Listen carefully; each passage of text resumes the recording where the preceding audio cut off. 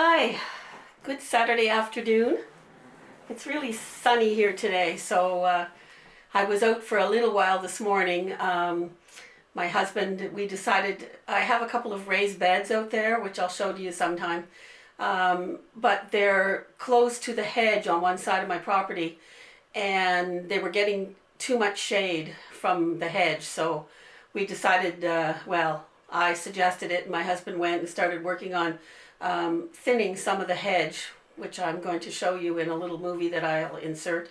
And we only did a part of it, not even a half really, and our yard is loaded, loaded with branches. So it was kind of hurting his shoulder a little bit too, and I didn't want him to do any more. So Monday I'm going to try to call somebody and see if I can get them to come finish it and haul all the brush away, because it's just too much for us to deal with.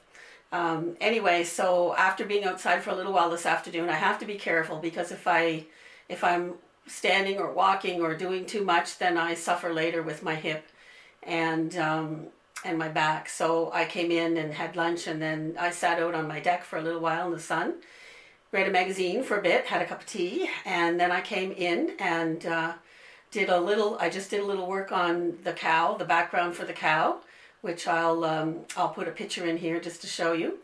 And after I had done that for a little while and decided that I probably should take a break on that, I decided I'd sit down, and I just made myself some green tea, but it's steeping out there in the kitchen. And I just thought I'd show you a few of my knitted projects that I've been working on in the last month. I may have talked about this before. I've certainly written about it before. When I was younger, I really would knit on one project until it was finished, and that would be it. And I would just love to get it finished and have it done. But now the problem is my arthritis, and I find I can't, because if I hold certain needles, then what happens is certain parts of my fingers or my hands will start to hurt. And if I switch to something with a smaller yarn on a smaller needle, or a bigger yarn on a bigger needle, then it's a different part. So I keep 3 or 4 projects on the go at one time. And in one night, I will start on one project, switch to another, and then switch to another. And usually I find at the end, what I switch to, the best thing for me, the easiest thing for me, is I will switch to sock knitting. So I thought I'd show you a pair of socks that I'm presently knitting for my husband. And this is an old pattern that I've had for a while. It's a merino wool, and it's really nice. I find sometimes when I get merino wool, there's just too much pilling in it, and I don't like it. This knits beautifully. It feels beautiful. I'm not even sure where I purchased it from, but I do a lot of my purchasing from a little store in Moncton called Cricket Cove on Mountain Road. And the pattern is also an old one called Mini Spiral Cable. And I'm not sure what book it came out of. It's one that I have a copy of, and I just keep in my sock knitting book, and I use it a lot, because it almost gives a ribbed effect, but then there's that little spiral twist in there, and I really like it. It makes them warm too, because it gives them a little more thickness. So that's about, and I have it on the carbon steel needles. And so I find that when I switch to those, I didn't bring them in to show, but I wear little splints on 2 of my fingers when I'm knitting, which helps with some of the pain. And I just find this is small, and it's not heavy, and it slides really easily, so I like to knit on those as kind of my last thing in the night. So I have that, and I thought I'd show you this sweater, which is finished, except, yeah, I just have a small little piece of the underarm to sew in. And this one is knit in a worsted weight wool. I'm not a professional knitter. I'm not an ace knitter, and I don't always keep track of everything. I believe that yarn came from Knit Picks, It's a tweed yarn from Knit Picks in the US. If anybody had some questions about it, I might be able to go and find which one it was, but I believe it's a tweed. The pattern came from something called WYS, which is West Yorkshire Spinners, and it's called Bo Peep. I found this pattern really nice to use. It does have the cable design down the sleeves and front and back. I like knitting it so much that I was thinking I might try one in a different yarn, maybe a cotton yarn that I have. I've bought a few cotton yarns for my grandsons, and I might try that. Probably what I'll do is I would just end up doing the sleeves and maybe just the design down the front. I think that's enough. But the directions were really clear about doing the raglan, doing the decreases for the raglan. I found it is knit not in the round. It's knit in the 4 pieces, the front, the back, and the 2 sleeves. But I really like how it went together, and it just was a fun pattern to knit. So that's one that I just finished. And I have another one that I'm working on at the moment. This one, I have several patterns that I've purchased, or not purchased, but just free patterns that I've copied off. This one, I didn't print out the very best, but it's actually called Clever Clark. And it's from Drops Design. It's a double knitting, and I'm using a double knitting. So I'll show you. It's quite cheery, and believe it or not, this is for my grandson. My daughter does like to put bright colors on them. And it's knit in the round from the bottom up. Then you knit the 2 sleeves and add them into the yoke. And so right now I'm working on the yoke and decreasing as I'm going up. Now I really like this pattern. I like the simplicity of adding the sleeves in. I like this effect here, this pattern. It's really pretty. The only thing is it's the second pattern that I've been doing with the Drops Design, and they have some really nice looking patterns, but I find they're a little bit vague when it comes to decreasing. On this particular sweater, I'm decreasing at the underarms. It doesn't tell me how to decrease, it just tells me where to put the markers and to decrease a stitch before and after the marker. So it doesn't say if they're doing it, if they're leaving a stitch in between, if they're doing it, well, they aren't because it wouldn't fit the pattern.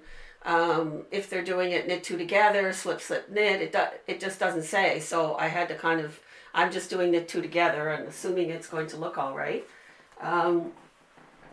So I do have another pattern, and I don't have it, I do have it with me here, that I copied out from Drops Design because I really liked the look of it. And it's just simply a raglan pullover with stripes. Very simple, very straightforward, and it's done from the top down, from the collar down. But again,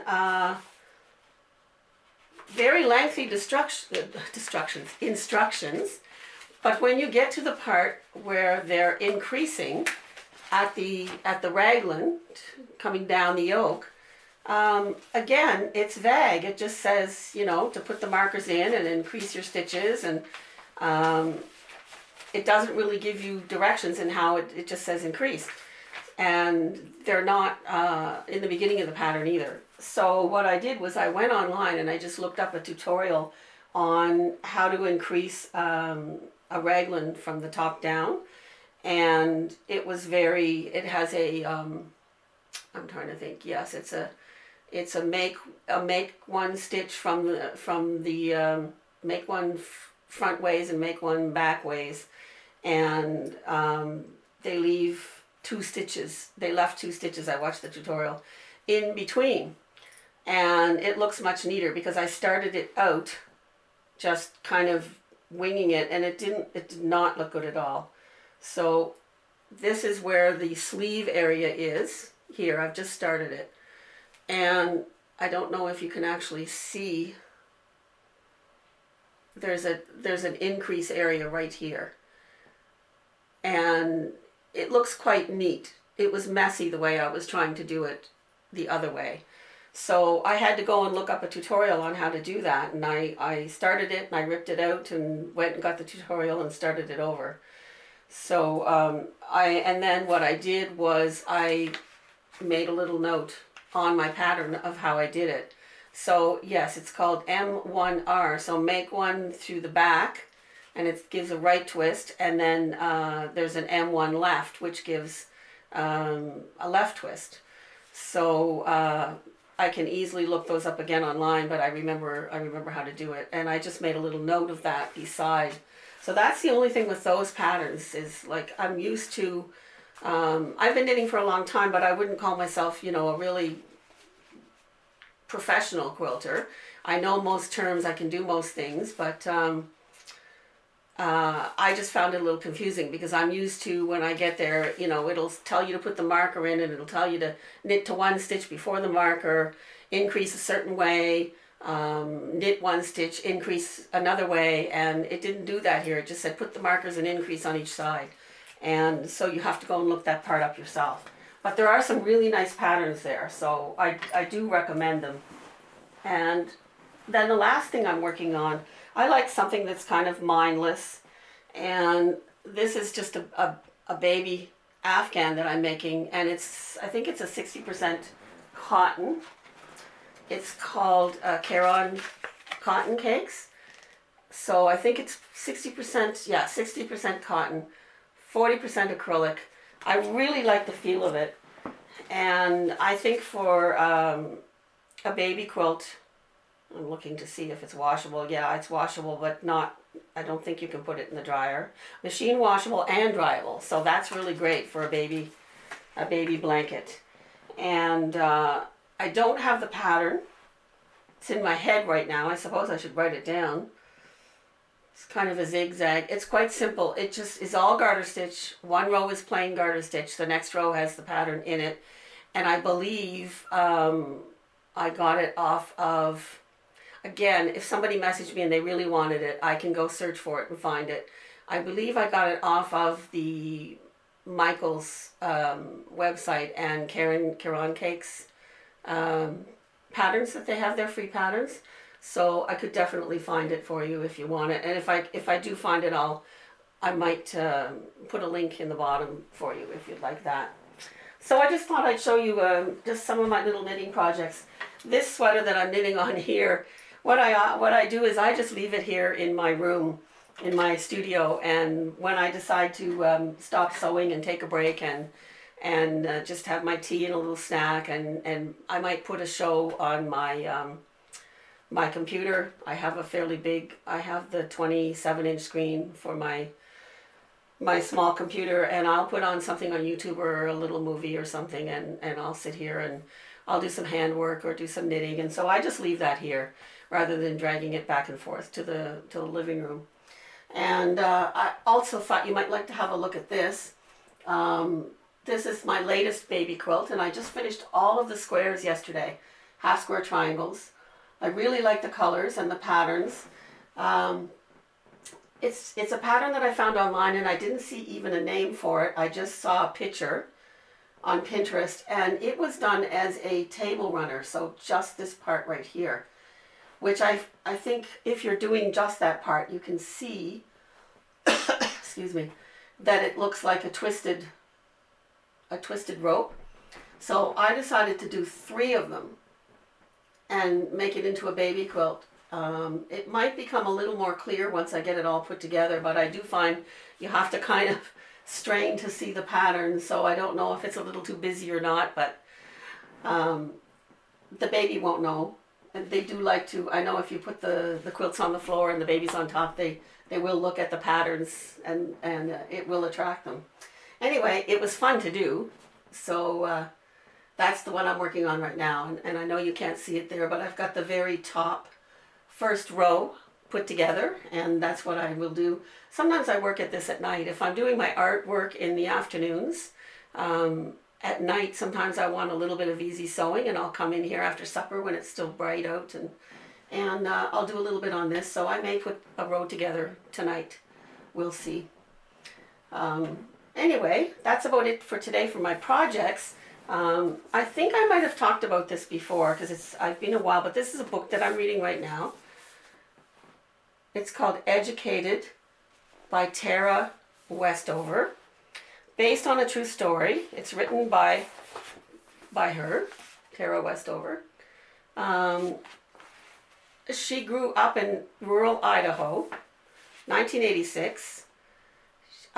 She was sort of homeschooled. If you read it, you'll find out what I mean. And she ended up going to winning scholarships, going to Brigham Young University, and then she went and had a Gates scholarship at Cambridge, and she was a visiting fellow at Harvard University. And then she wrote this book.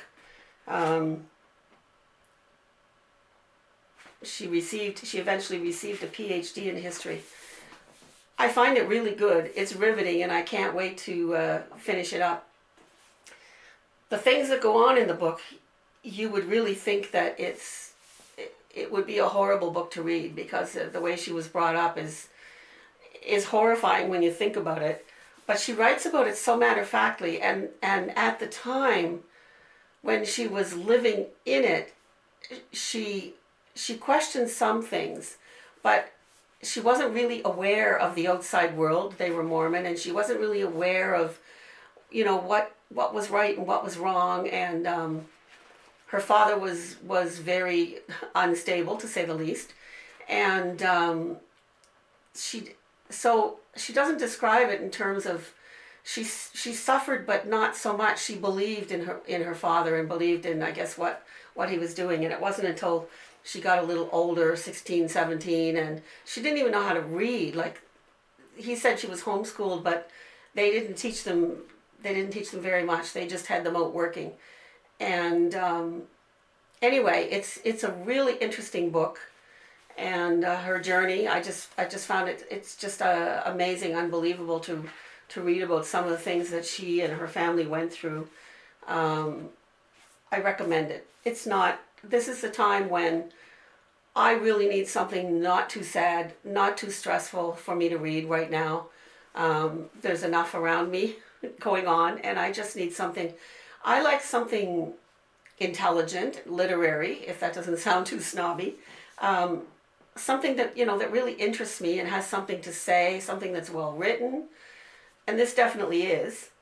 And I don't want to read things right now that are sad and that are horrible, and I have trouble reading about, sad times in history, and I just feel like I just can't handle it right now. But as I said, this really has some really awful things that happen, but they don't seem really dark when they're happening. And she does overcome them. So I didn't struggle with it at all. I really enjoyed reading the book, so I would recommend it. And so that's about all I have to show of what's going on in my life right now at the times when I'm sitting down, and I'm tending to my little seedlings that I've planted, and I've already transplanted a few of them into larger pots. So one day I'll show those. A couple of them, some of them didn't do so well. Some of the flowers, like the zinnia, are doing really well. I planted calendula, which I know it said on the back of the package that they like to be planted directly in the garden, but that you could start them. So the ones that I planted, they didn't come up. So I'm trying another batch, and I kept half the package. So if they don't work, I'll do them in the ground. And that's what we're doing outside now, is just waiting for the raised beds to be thawed. The snow is gradually receding off of them, but there's still solid ice underneath. And we need to redo our raised beds. Well, I got a new one, so we have to move that over and fill it up. And then that one that I bought is going to be standing up on legs, so that I'm going to be able to either stand at it or sit and look after it. The other one is a raised bed that's on the ground, so it's a little bit harder for me to get at right now. But I do have a stool, so I can sit on that. But it had too much shade last year, and it wasn't doing really well, and I couldn't understand what was going on with it because we put a lot of seafood compost into it, and it just was slow growing. So I discovered when I pulled things out in the fall that it was just full of all these little roots, and I couldn't figure out where they were coming from. So I actually looked it up online and realized that they were coming up from the ground. So we're going to empty the whole thing and put a plastic tarp down on the bottom, and then re-put in some of our compost and our mulch and soil, and fill it again. So I will have those two raised beds, and I think they should do pretty well. So I'll bring you up to date on that once we get a little bit more melting and I get able to do a little more out there. I had my walker out there today, and I really have to limit myself to what I do. I have to be careful, but I think with the two raised beds, I should be able to work at those quite well. So for today, for now, I'll say goodbye. And like I said, if you have any questions on the knitting I'm doing, just comment, and I can find the information for you. I just thought you might like to see some of the things that I'm working on, besides my artwork and cooking that I do sometimes, and my plants. So that's it for today, and I hope you're having a great Saturday and a good weekend.